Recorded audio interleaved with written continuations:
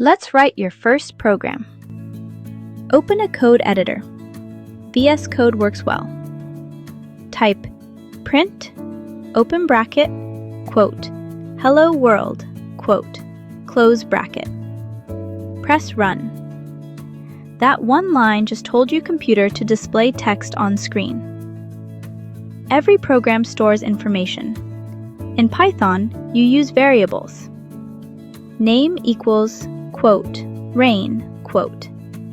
Age equals 25. The computer now remembers both. Text is a string. Whole numbers are integers. Decimals are floats. True or false is a Boolean. 4 types. That's most of what you'll ever need. To ask the user something, use input. Name equals input. Open bracket, quote, what is your name, question mark, quote, close bracket. Then print hello, comma, plus name. Now your program receives information and responds to it.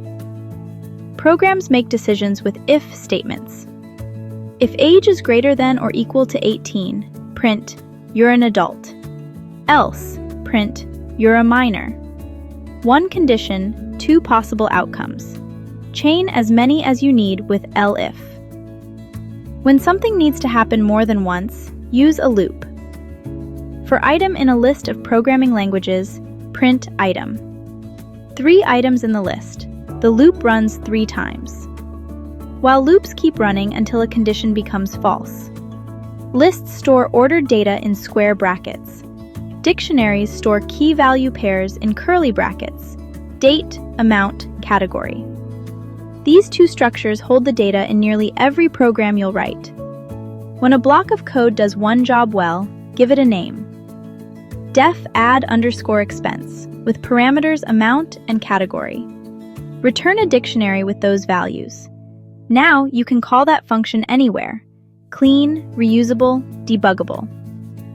To save data between sessions, write to a file. With open, expenses.txt, mode A as f.write the expense line. The data persists after your program closes. Now put it all together. Your expense tracker accepts user input, stores each entry as a dictionary, writes to a file, and reads back the total. That's a real functional program, and you just built it. Variables, logic, loops, data, functions, files. That's Python. Install it today and start building.